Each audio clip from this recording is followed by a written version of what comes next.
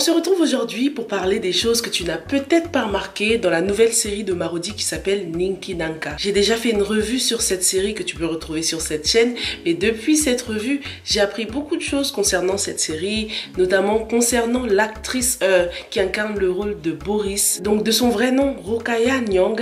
Plusieurs d'entre vous la connaissaient déjà, notamment dans le film qui s'appelle Madame Brouette. Donc merci beaucoup pour toutes ces informations. J'ai aussi reçu un message sur WhatsApp avec un peu plus de détails concernant son parcours. Donc apparemment elle a été découverte dans les rôles principaux de 2 films sénégalais présentés en compétition au FESPACO 2003, le prix du pardon où elle incarne Maxoy de Mansour Sohrawad et Madame Brouette où elle joue Mati. Et c'est le film de Moussa Sen Absa. Le prix du pardon de Mansour Sohrawad a obtenu plusieurs prix dans différents festivals: San Sebastian, Amiens, Milan, Fribourg et Vue d'Afrique à Montréal. Et Rokhaya Nyong poursuit aujourd'hui une brillante carrière au cinéma et à la télévision. Elle pratique également le taekwondo. C'est une dure à cuire, She's a tough girl. C'est pour ça que ce rôle de Boris lui va si bien. Rokhaya Nyong a même d'ailleurs joué dans des films camerounais d'après ce qu'on m'a dit. Donc c'est vraiment une actrice internationale qu'on a là. Bonjour à tous et bienvenue sur Yeri TV. Moi c'est Sylvia et sur cette chaîne je fais des revues et des analyses de films et séries afro. Sur cette chaîne on donne aussi notre opinion sur nos séries préférées. Donc si c'est quelque chose qui t'intéresse, n'hésite pas à t'abonner à la chaîne. Active aussi la petite cloche pour ne rater aucune nouvelle revue. Dans cette vidéo, on va aborder à peu près 10 à 11 points par rapport à la série, par rapport à ce que tu n'as pas remarqué. Mais avant de commencer, je voudrais avoir ton avis. Comment est-ce que tu te sens par rapport à cette série? Est-ce que c'est une série qui est facile à comprendre pour toi? Est-ce que tu arrives à suivre? Est-ce que les personnages te plaisent? N'hésite pas à me donner ton ressenti par rapport à cette série. On peut dire que c'est une série qui n'est pas facile à comprendre, surtout si tu n'as jamais entendu parler d'une légende Ninki Nanka. La série nous parle de pouvoirs magiques, des personnages qui sont un peu comme possédés, des personnages qui se transforment, de djinns maléfiques, de djinns vengeurs. Malgré tout le réalisme avec les enquêtes policières, les histoires d'amour qu'il semble y avoir, il y a quand même beaucoup de surréel, beaucoup de fantastique dans la série. La dernière fois, je disais que ce que j'avais trouvé regrettable, c'est qu'il n'y avait pas de résumé par rapport à la série. Mais j'ai vu que Marodi nous avait sorti une petite synopsis qui est parfaite, donc on va lire ça ensemble pour ceux qui ne l'avaient pas encore lu. Aïda, jeune femme dakaroise, 2 ans après le décès accidentel de son mari, apprend qu'elle est endettée. Elle fait confiance à Marie, son amie d'enfance, pour surmonter cette épreuve. Marie et Aïda sont inséparables, indissociables. Pourtant, elles ont des caractères et une vision de la vie entièrement antagonistes. Autant Aïda est rangée et très cheval sur les principes, autant Marie a fondé sa vie sur un culte effréné de l'argent et une ambition dévorante. Et cette ambition, elle pense le satisfaire en profitant de la crédulité des pigeons qui parsèment le chemin de sa vie. Mais un jour, la route de Marie croise celle du ténébreux Youssou Bey et de son groupe d'amis, tous obnubilés par la possession de Ninki Nanka qui serait enfermée dans un objet de musée légendaire. Elle réussit à s'emparer du dit bijou et ne tarde pas à se brûler les ailes au feu de son pouvoir et du jeu amoureux qu'elle s'est imposé. Le Mbaran, Aïda devra alors, contre vents et marées, prendre la relève pour rétablir l'ordre des choses. En Afrique, il ne faut jamais jouer avec les légendes. Le prix demandé par les djinns est souvent supérieur à la volonté humaine. L'or de Ninki Nanka réclamera peut-être le prix du sang, le prix des sens, le prix du désir, le prix garanti pour une légende. Comment y accéder sans perdre son âme, sans se brûler les ailes tel le papillon de nuit sur la flamme d'une bougie? La vie n'est pas un long fleuve tranquille. Aïda et Marie s'en rendront peut-être compte un jour, avec ou sans l'or de Ninki Nanka. Ouh là là là là, ça rajoute un aspect dramatique à la chose. On parle du prix du sang, du prix des sens, du prix du désir. Ça fait presque peur. Maintenant qu'on se fait une petite idée de la série, maintenant qu'on sait à peu près à quoi s'attendre, commençons tout de suite par le premier point que tu n'as peut-être pas remarqué et il se trouve dans le générique. Donc au début de ce générique, on voit qu'il y a 3 personnages. Il y en a un qui tient le coffre de Ninki Nanka, Il y en a un avec une lance et l'autre avec la canne. Qui sont ces trois personnages? D'après ce qu'on a vu des personnages, on sait qu'il y a deux personnes qui ont le crâne rasé dans la série. Donc il y a Yusumbai et puis il y a le personnage de l'ombre là. On ne sait pas encore tout à fait qui c'est. Après le style vestimentaire de celui qui tient le coffre, il pourrait ressembler à Yusu. Yusu qui depuis le premier épisode semble être le personnage dominant. Celui qui a toujours voulu jouir du pouvoir de Ninki Nanka et celui qui tient la mallette pour la première fois. Donc la première fois qu'on le voit, il n'avait pas encore Ninki Nanka mais il avait cette mallette et c'est pour cela qu'on pourrait dire que ce personnage c'est Yusu. La deuxième personne à qui cette silhouette me fait penser, c'est le personnage de l'ombre là, qui semble être le frère de Sidi parce que d'après ces derniers épisodes, il s'appelait frère et tout ça. Donc on dirait que Sidi et lui viennent de la lignée de ceux qui ont hérité de Ninki Nanka. Peut-être que ce personnage c'est le gardien de Ninki Nanka. Dis-moi ce que t'en penses dans les commentaires. Ensuite, à côté de lui, avec la lance, on a le djinn guerrier en fait. Le djinn guerrier qui pourrait être aussi le prince chasseur avec qui Ninki Nanka a noué un pacte pour s'emparer de son enveloppe corporelle. Ensuite, on a la silhouette avec la canne, donc qui est le djinn vengeur. Le djinn vengeur donc qui s'est réveillé lorsque Marie a ouvert la boîte, a ouvert le coffret. Et le djinn vengeur, comme son nom l'indique, il vient pour venger quelque chose.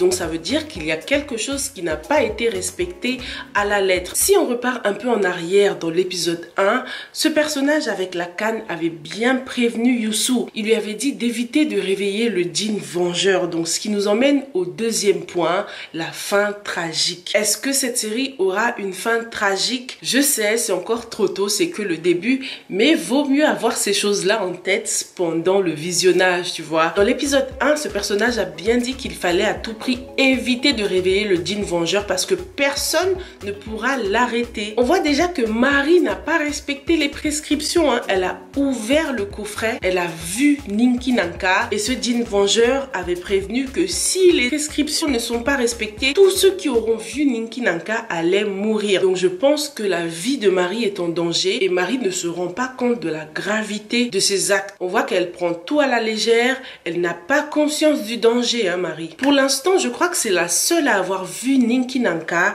donc je pense que pour l'instant, c'est la seule à courir un grand danger. On voit que le djinn vengeur l'a déjà repéré. Il est très amoureux d'elle.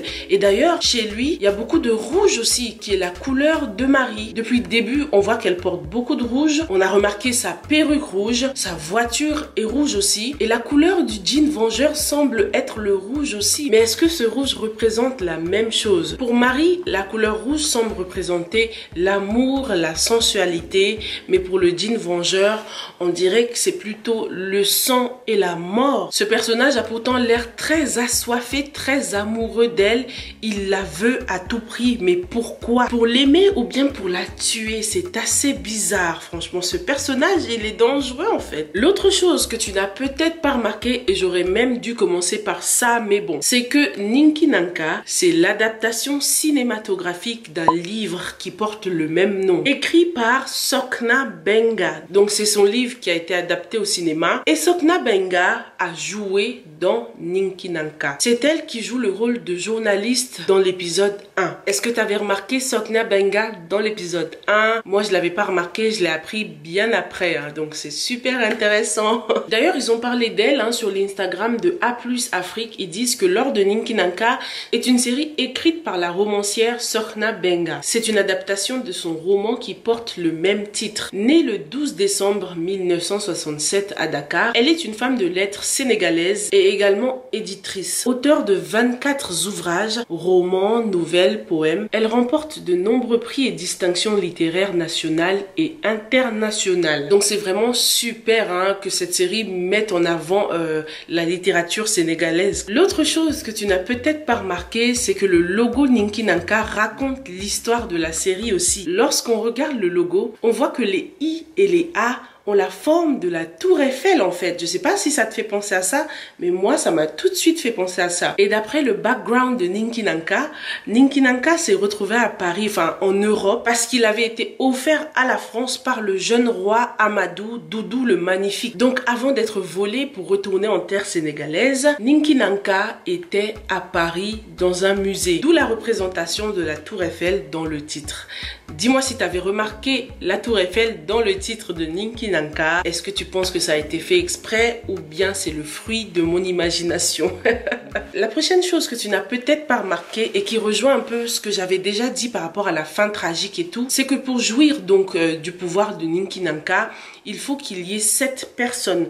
Donc apparemment on a déjà trouvé ces 7 personnes. Sidi, Fatih, Seydina, Marie, Boris, tout ça quoi. Et il faut absolument que ces personnages respectent les prescriptions, sinon ça risque de leur coûter leur vie. Dans le premier épisode, on nous a dit que les 7 personnages devaient être constitués de 6 personnes et d'une personne profane. Et j'ai l'impression que cette personne profane, c'est l'avocat Seydina, parce que lorsque le djinn vengeur s'est réveillé, c'est la seule personne qui ne comprenait rien, c'était le seul non-initié comme il l'a si bien dit. Maintenant la question qu'on se pose, c'est pourquoi est-ce qu'il faut absolument une personne non-initiée? Est-ce que cette personne sera épargnée ou est-ce que cette personne au contraire va jouer un rôle important? En tout cas, Seydina c'est definitely un personnage important de la série parce que la série commence avec lui. Donc j'ai vraiment hâte de voir quel rôle est-ce qu'il va jouer. Pour l'instant, tout a l'air de rouler dans sa vie. Il a un bon poste, il est avocat, il a une magnifique femme, il est heureux, il parle toujours de sa femme.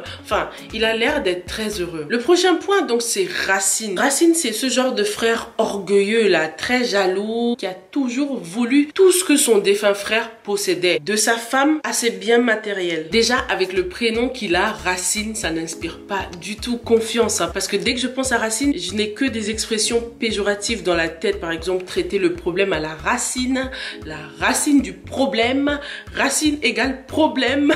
Et il a peut-être quelque chose à voir avec la mort accidentelle de son frère. En tout cas, j'aime beaucoup ce scénario parce qu'il touche le thème de la trahison qui fait partie des grands thèmes de la série. Le pouvoir, la trahison et l'amour semblent être les grands thèmes de la série Ninki Nanka. Lui et sa femme ne sont pas du tout des personnes de confiance. C'est des cachotiers qui souhaitaient la mort du mari de Aïda pour jouir de ses biens. Maintenant, est-ce qu'ils sont responsables de sa mort? Ça, on ne le sait pas encore. La prochaine chose que tu n'as pas remarqué se trouvait dans le CV de Sidi Tounkara. Le CV ou la petite description que Youssou a passé à son petit associé là. Dans la liste des conquêtes amoureuses de Sidi, on a Aïda. Aïda, amour de jeunesse, puis deuxième épouse. Ensuite, il y a écrit Marie, amour quelque chose. Mais ce qui m'intéresse, moi, c'est Aïda. On parle de la même Aïda ou Aïda qui vient de perdre son mari? Elle a été l'amour de jeunesse de Sidi. Elle a été sa deuxième femme ou elle va être sa deuxième femme? Sidi et Aïda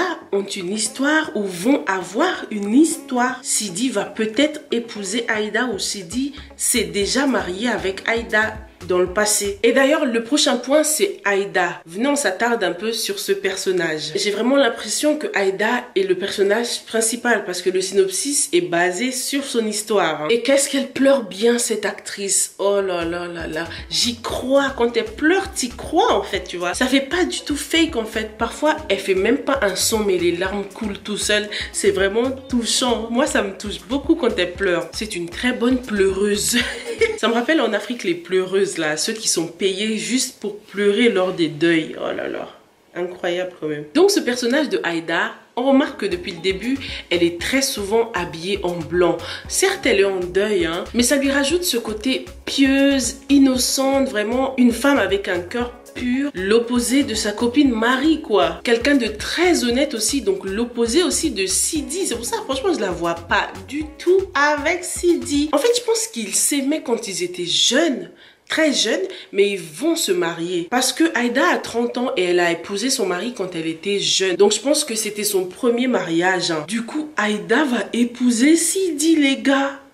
Oh my god, j'ai hâte là. Je pense que j'ai fait le tour de tous les points. Hein. La seule chose que je voulais rajouter, c'était la solidarité entre les voisins. J'adore le voisinage de Marie et Aïda. Ça se voit que tout le monde s'entraide. On voit des voisins qui pleurent ensemble, qui rient ensemble, qui nettoient leur neighborhood ensemble. Donc il y a une très belle solidarité en fait. C'est ce que j'ai observé. N'hésite pas à me dire dans les commentaires si toi aussi tu as observé cette solidarité entre voisins. Merci beaucoup d'avoir regardé la vidéo jusqu'au bout. N'oublie pas de me mettre un petit like et de t'abonner si c'est la première fois que tu passes par là, bien sûr. Moi, je te retrouve dans la prochaine vidéo. Stay safe and stay blessed. Bye!